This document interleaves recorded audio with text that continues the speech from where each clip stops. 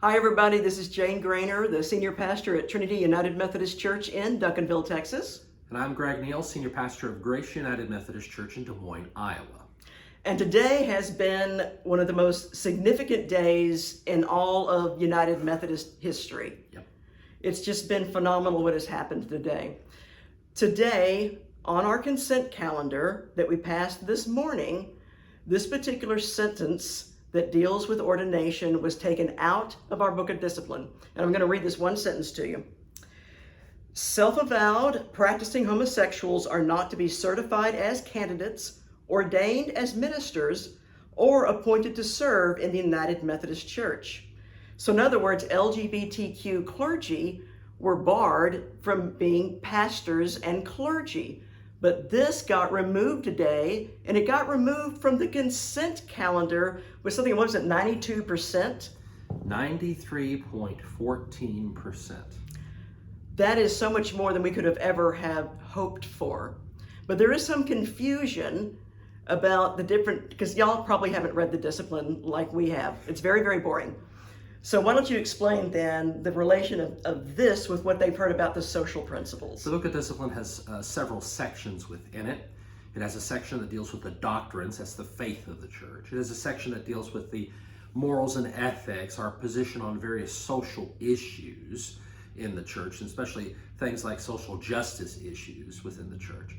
And then it has a whole section, a very large section, the largest section, that contains the regulations by which the denomination, our conferences, our districts, our congregations, and our clergy function. And it's within the regulations that this was found, and it's from the regulations that this was excised or struck. Now, one of the problems that some people have is understanding the difference between a very similar statement that is found in the social principles was also found in the regulations. In 1972, this phrase, that the practice of homosexuality is considered to be incompatible with Christian teaching. That phrase was added to the social principles. And for many years it sat there with no regulation next to it that could be applied to clergy. But then in the 1980s, this regulation was added to the Book of Discipline, a regulation which said that if you are a self-avowed practicing homosexual, you could not be involved in the practice of ministry within the United Methodist Church. So it took this principle from the social principles and it applied it as a regulation. It was the regulation that was removed today, which means that any pastor can no longer be charged or a complaint can't be filed against them for breaking this rule because the rule is no longer there. And this rule has been like an anvil that's been balanced over our heads. And it's been pressing upon us and causing us so much anxiety because this could be used against us at any point.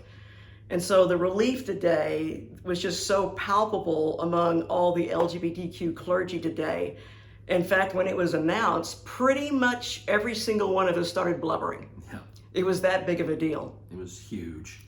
Now, we thought that we would also be able to change the social principles today, but things happen as they do in agendas, and what we're being told right now is that the social principles, this base part that's so important, is going to be dealt with tomorrow around mid-morning Eastern time.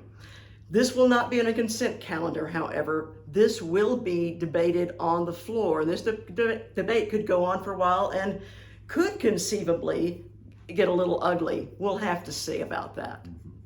So we ask your prayers for the conference. I hope you've been praying all along, but I ask your prayers for the conference and for the delegates who are there, and for all the observers who are there, who are there to watch and to pray and to support and to be present in the room when it happens. We were there today. It was powerful, very powerful experience. For my entire ministry, this rule has hung over us. And to have this happen today was like a dream.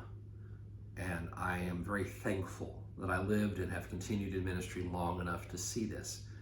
To take this same principle out of the social principles, to replace it with the new revised social principles where it's not there, will be a powerful experience and a witness to the world, and especially to those of us in the LGBTQIA community, that indeed we are not incompatible, but indeed we are very compatible with the love of God, with the grace of God, and with the calling of God to mission and to ministry.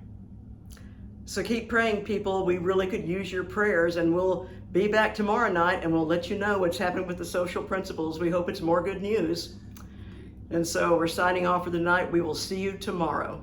Take care. Bless you.